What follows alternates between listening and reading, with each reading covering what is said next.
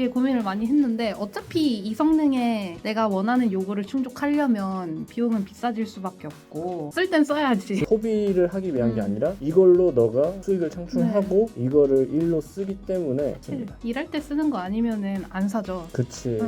과소비. 네. 안 사죠.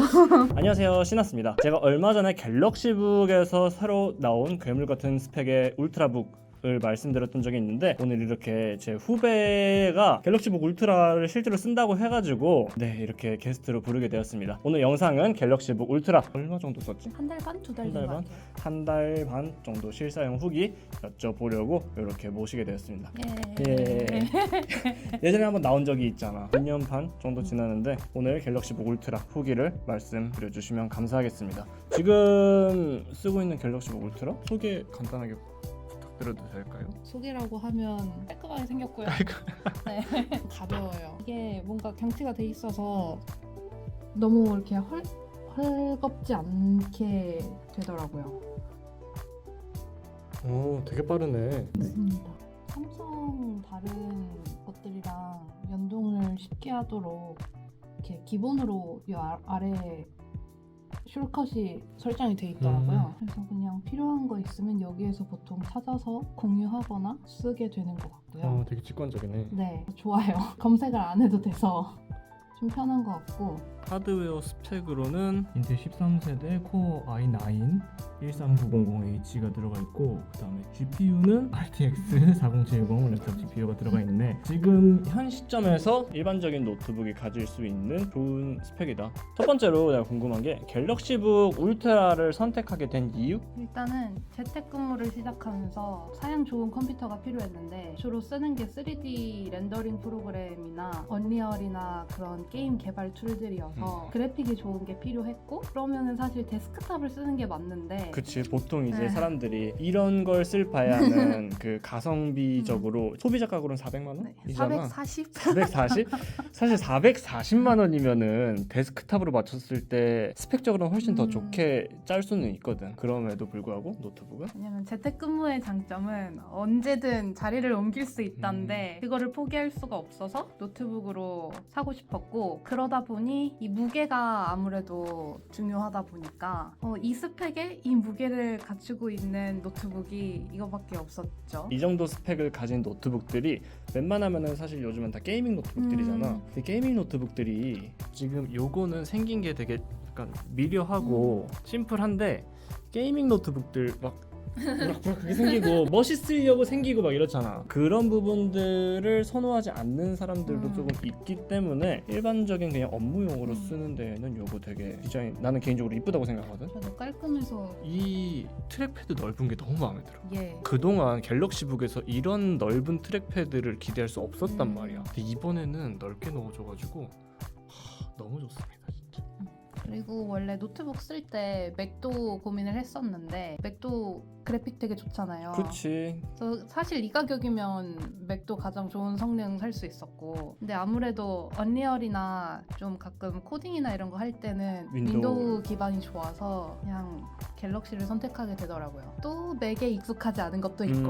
윈도우가 아무래도 익숙하니까 그 전에 썼던 게 서피스이기도 했고 그래서 갤럭시북을 사용하게 되었다. 예. 맥북 프로랑 고민했을 때는 윈도우를 쓰는 프로그램들이 많기도 했고 윈도우가 더 익숙하기도 했고, 그러면은 윈도우 중에서는 갤럭시북 울트라를 선택한 이유가, 아까도 내가 잠깐 말했지만 게이밍 노트북들 훨씬 고성능들도 많긴 하잖아. 무게입니다. 무게 이게 지금 몇 킬로? 1.8인가 그런데 아무튼 원래 이 정도 성능 되면 보통 한 3kg 그치, 3kg 가까이 나가지. 되는 벽돌을 들고 다녀야 되는데 저는 뚜벅이기 때문에 무거우면 안 돼서 무게 때문에 선택한 게 좀 많이 컸죠. 지금 몇 인치지? 16인치인가? 16인치.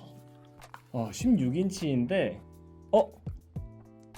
이게 조금 더 무겁긴 한데 그럼에도 불구하고 이건 14인치거든? 16인치, 14인치인데도 불구하고 무게 차이가 그다지 나지 않아. 그리고 지금 i9을 달았는데 13세대 i9 프로세서에 RTX 4070을 달았는데도 1kg대를 끊었다. 요거부터가 일단은 뭐 가격은 둘째치고 충분히 선택할 수 있는 이유가 아닌가라고 나는 개인적으로 생각을 하거든. 갤럭시북 울트라가 초고성능 노트북임에도 불구하고 뭐 디자인도 미려하게 잘 나왔고 무게가 가벼워서 선택을 하게 되었다. 두 번째로 지금 갤럭시북 울트라를 사용하고 있는지 한 달 반 정도가 되었는데 장점은 뭐라고 생각을 하십니까? 장점은 아까도 말했듯이 트랙패드 큰 게 되게 좋고요. 제가 마우스 사용하고 있는 게 휠이 없어서 아. 휠이 없어서 약간 3D 작업을 할 때 줌인 줌아웃이 굉장히 불편합니다. 그치. 아무래도 휠이 있는 거랑은 조작감이 달라서 그리고 이걸로 같이 많이 작업을 합니다. 확실히 트랙패드가 넓으면은 이렇게 막 조작하기도 편하고. 네, 보기에도 예뻐요.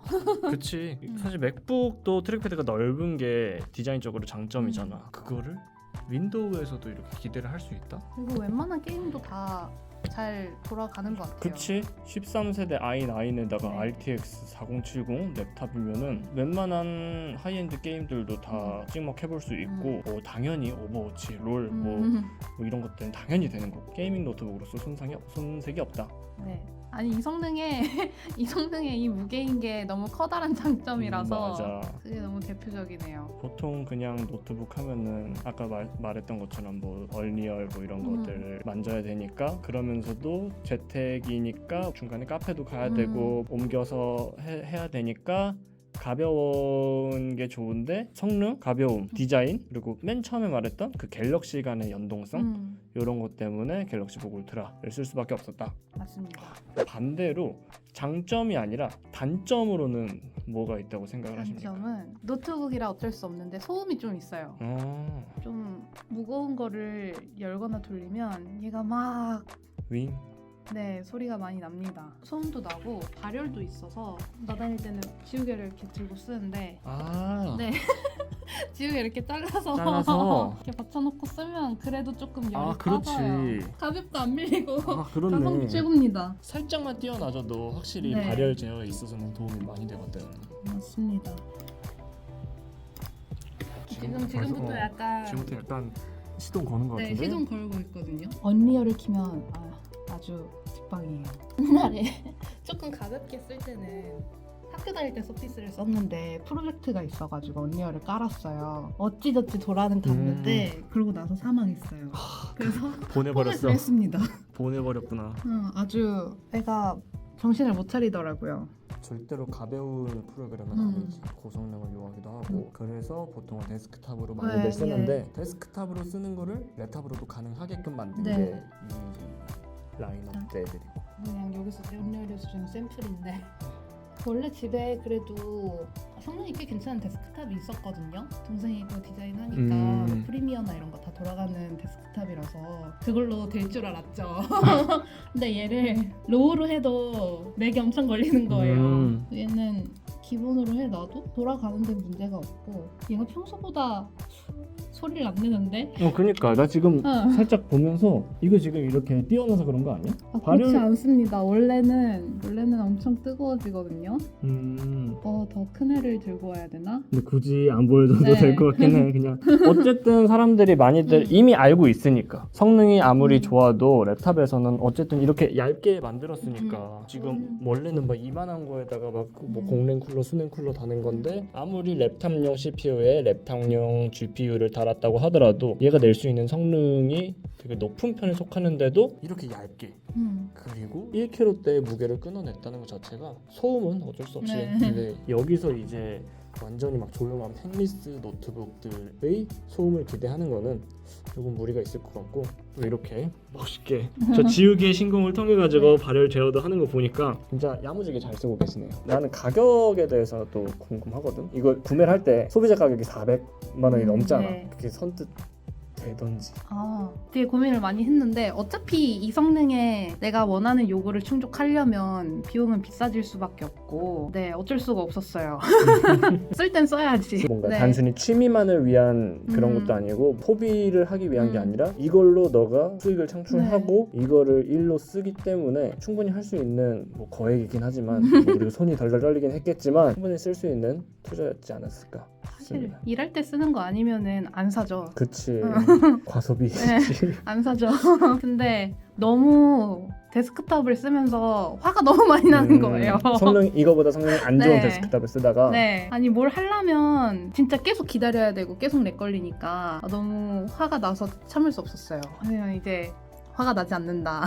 화나는 일이 없어졌다. 지를 때 화끈하게 지르고 그다음에 이제 쾌적하게 들고 다니면서 쓰니까 화날 일이 없다. 그리고 가격이 가장 비쌌던 게 성능도 제일 높은 걸로 했는데 하드도 가장 큰 거를 해가지고 1테라짜리를 했거든요. 그러다 보니까 더 비쌌죠. 근데 언리얼을 쓰면은 이제 프로젝트 하나 만들 때마다 100기가 정도는 뚝딱이라서 그래서 네, 어쩔 수 투자가 없었어요. 필요하구나. 네, 어쩔 수 없었습니다. 어쩔 수 없었지만 음. 합리적인 네. 소비였다. 아주 합리적인 대만족. 소비이자 투자였던 것이었다.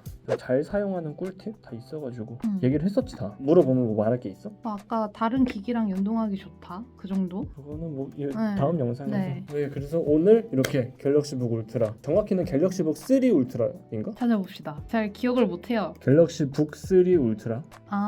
예, 그렇네요. 갤럭시북 3 울트라 네. 이렇게 야무지게 잘 쓰고 계시고 이거 지금 가격 미쳤어. 이게 지금 출시된 지 꽤 되었는데도 이 가격이잖아. 지금 이 스펙인가? 네, 맞아요. 원래 가격이 442만 원 맞네요. 이거 하나가 지금 그거잖아. 레이 탔었다고 했잖아. 네. 레이보다 비싼 거잖아 이게 지금. 놀랍습니다. 요즘 그 전자기기들 성능이 오르면서 성능만 높아지는 게 아니라 가격도 같이 높아지는 경향이 있단 말이야. 노트북 하나가 중고차보다 비싸진 시대가 됐습니다. 그럼에도 불구하고 업무를 보는데 전혀 불편함이 없어졌고 쾌적해졌기 때문에 합리적이고 만족스러운 소비였다. 아주 만족스럽습니다. 네, 오늘 이렇게 해가지고 영상 또 몇 개 찍을 게 남아있긴 한데 첫 번째 영상으로 갤럭시북 3 울트라 한 달 정도 실사용한 후기를 제 후배분과 듣게 되었습니다. 영상 도움이 되셨다면 좋아요, 구독, 알람 설정 부탁드립니다. 여러분들의 좋아요, 구독이 제 다음 컨텐츠 제작에 큰 힘이 됩니다. 시청해주셔서 감사합니다. 지금까지 시나스와 후배였습니다. 후배였습니다. 네, 감사합니다.